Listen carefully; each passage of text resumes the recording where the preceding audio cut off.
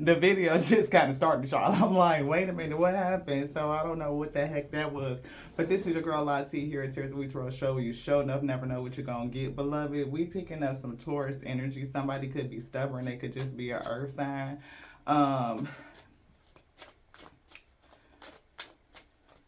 Yeah, something about stubborn energy.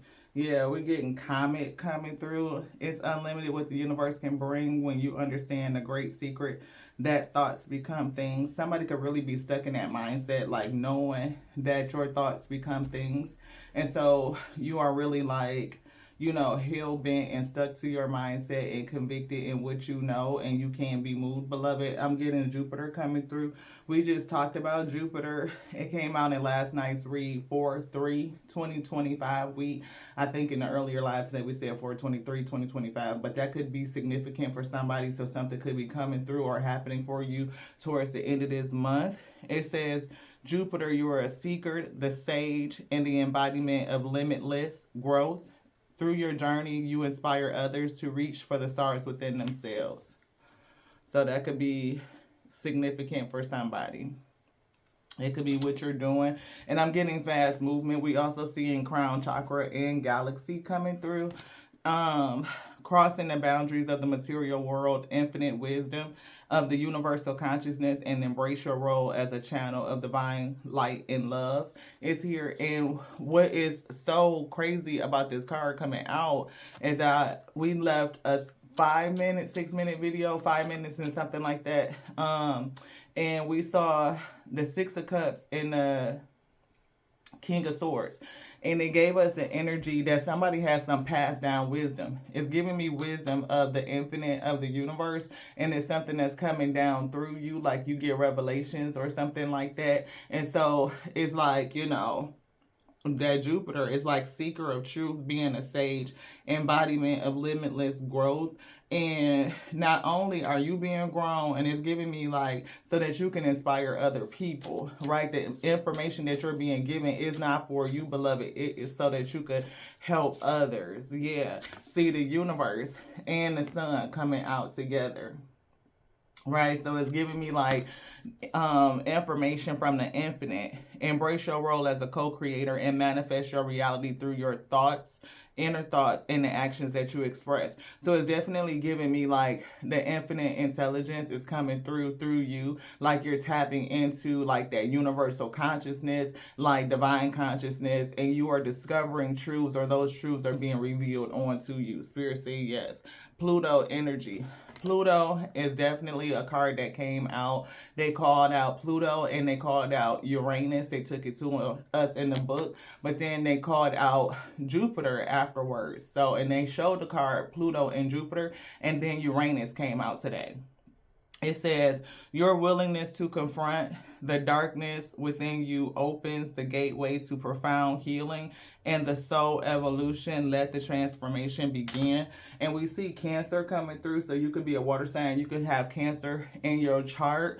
They really been reminding us to kind of look at your birth chart, to kind of place your houses and the planets that reside in them, so that you could see the energies and how they are affecting you, and how you could it's like tapping in and understanding influences from a planetary standpoint or astrological standpoint. Yeah. See, North Node is helping you to ascend and to go towards your North Node. And you may need to really look at what is your North Node and the attributes of it so that you can work on that.